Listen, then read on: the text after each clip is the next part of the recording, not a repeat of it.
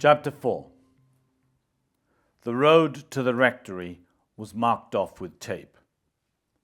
2 police cars were parked in the nearby field, and a recovery vehicle with a winch was hauling a battered red Toyota up the steep incline on the left-hand side of the road. Martin James braked as a policeman in a padded jacket slowed him down.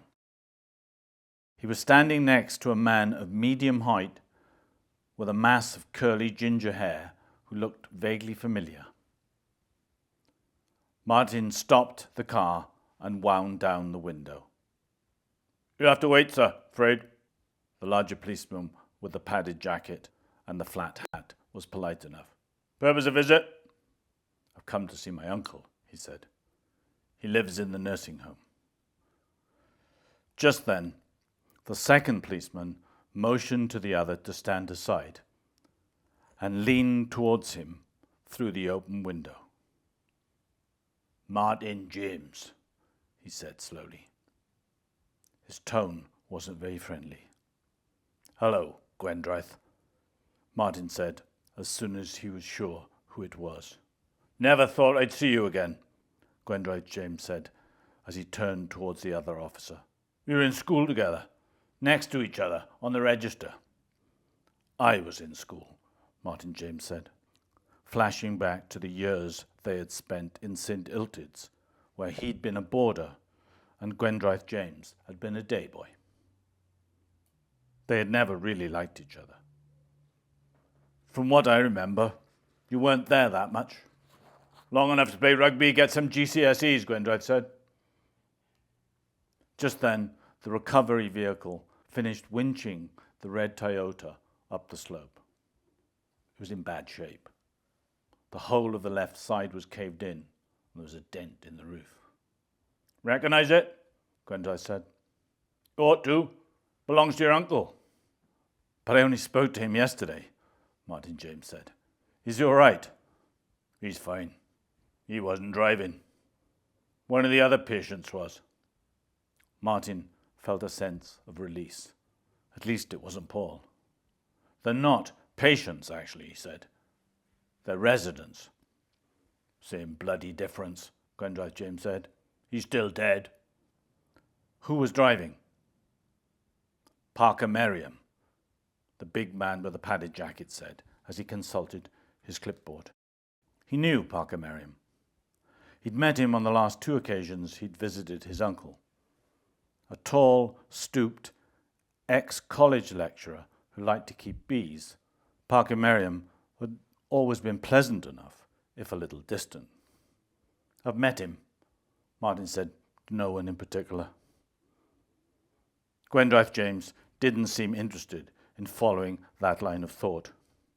He was thinking about something else. "What kind of place is it, exactly?" he said, nodding his head in the direction of the rectory. "As far as you know." "It's a sort of nursing home for long-term residents," Martin said. "Of a certain sympathy." He began to put the car into gear. "But I expect you'll find all that out soon enough, if you don't know already." "Dead right I will," Gwendraeth said. "See you later." Not the kind of thing he was exactly looking forward to, Martin James thought, as he put the car into second gear and edged down the steep slope. The tension between him and Gwendraeth was already palpable. Gwendraeth James had always been popular in school, but if he had retained any charm from those years, he certainly wasn't intent on using it now. Martin turned his attention back to his driving and the view. Far down, a strip of green above the beach separated the white-painted rectory from the glitter of the sea.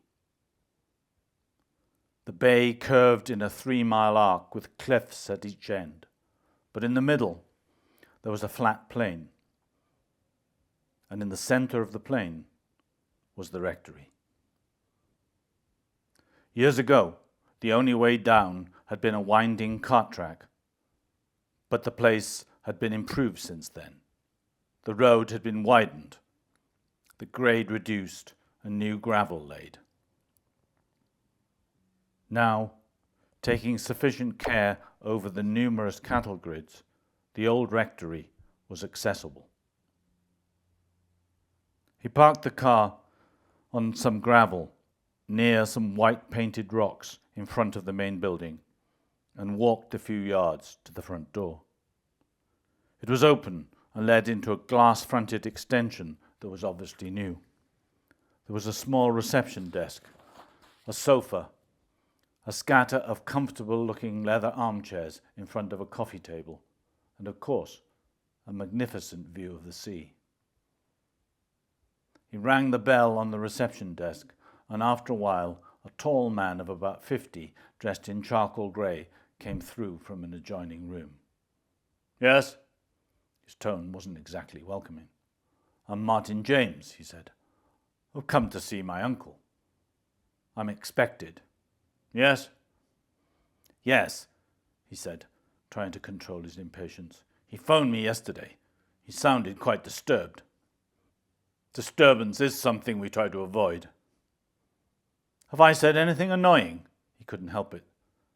There was something so guarded about this strange man in grey that he wanted to shake him if he could.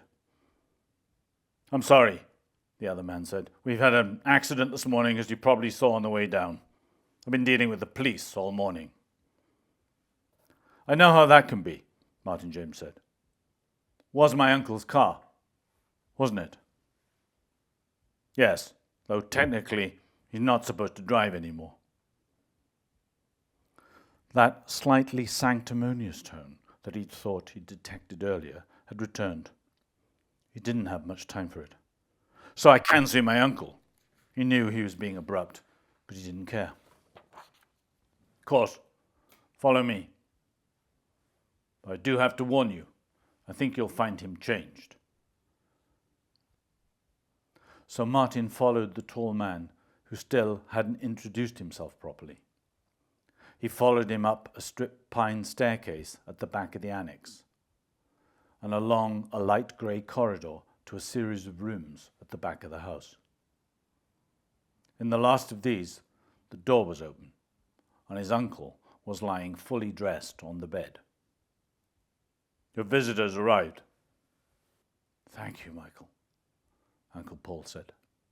He did look frailer than Martin had expected. He'd lost bulk. His face was thinner, and his skin had a yellowish, almost shiny quality. "You didn't recognize him?" Martin shook his head. "That's Michael Portman, the ex-cabinet minister. He bought this place about 6 months ago." He did remember the Portman business. He was a Conservative minister who had to resign from the cabinet after he'd compromised himself by having an affair with a lobbyist. Made a kind of sense, Martin supposed, him buying a place like this. From what he understood, his uncle and most of the other residents were fairly similar politically. "He still doesn't look happy," Martin said. "It's all that business of the accident this morning. His cover's blown. It's upset him." "You were lucky then, with the car." "I don't drive anymore, Martin. Not up to it. Michael probably told you I've given the community the use of my vehicle." "Community?" I try not to think of it as a purely commercial transaction. What's the use of being 90 and surrounded by factotums? Martin could see his point. He was trying to make as much meaning as he could out of his own situation. This was a different Paul than the one he'd been used to. As a boy, he'd always thought of him as a stern, taciturn man. Even after his parents' death, Paul had shown few signs of warmth. Today, he seemed softer, more sympathetic. "It's the chemo, partly. That was the last dose. Can't take any more." I'm sorry, Martin said. I didn't know. You didn't know because I didn't tell you. Paul looked away towards the window. No, you didn't. But that's not what I wanted to talk to you about. No? No. I think someone's trying to kill me. Paul raised an arm and tried to sit up. You're serious? Of course I'm serious. Told you. I don't drive anymore. I let him park in my car so he could drive into town. He knows that road well. There's no way he could have made a mistake, driven off the road. Something made him do it. And the night before, someone tried to break into my room. Here? Of course here. But where else? Just seems so unlikely, Martin said. Unlikely or not, that's what happened. A shadow crossed the room as his uncle finished speaking. The sun was going down, and in half an hour or so, the place would be dark. He felt suddenly cold. He looked across to where Paul had fallen back against the pillows. His face was pale, and his eyes had an odd, faraway look. Martin, there's a lot I have to talk to you about. Martin nodded, and in what was an unusual gesture for him, laid his hand on his uncle's. Paul felt clammy. Emotionally, Martin still didn't feel close to him, but he did want to comfort Paul as best he could. There was a distance between them, but he was prepared to do his best to bridge it. He sat there in silence for a while. Window. Martin thought he must have almost been drifting off, but Paul's voice brought him back to full alertness. He thought Paul meant that he wanted him to open it, so he got up and crossed the room. Then he saw what Paul really meant. There were scratch marks on the bottom of the frame outside. Someone could have tried to break in. You could be right, he said quietly. His uncle lay there pale and emaciated. Even though he had always seemed old, Martin had never seen him like this. There had been an obdurate strength about Paul that he had always had to acknowledge. Now that strength seemed to be fading. There's something more. Martin could feel his uncle's unease, and he wanted to help him as much as he could. I want you to see Merlin Griffiths tomorrow. Who's he? Solicitor. The one who handles the trust. Martin hadn't made any plans for staying the night. He knew that Jenny wanted the car back as soon as possible, and she'd told him that she needed it tomorrow evening at the latest. So there was a possibility that he could fit in an appointment in the morning, but things would be tight. All right, he said. In the circumstances, he didn't seem to have much choice. After a while, Paul closed his eyes, and Martin went back downstairs to negotiate with Michael Portman for a room for the night.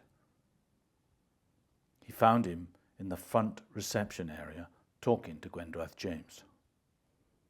I fail to see whether there's any reason why the road can't stay open, Inspector. Not now you've retrieved the Toyota. And the body. All right. And the body. Told you, needs to remain shut for a few more hours, just so we can complete our inquiries and make some casts of the tires. Gwendraeth James paused. He was a patient of yours, wasn't he? We don't call them patients. We call them guests or residents. Bloody guest, then. If you ask me, the least you could do is show him some respect.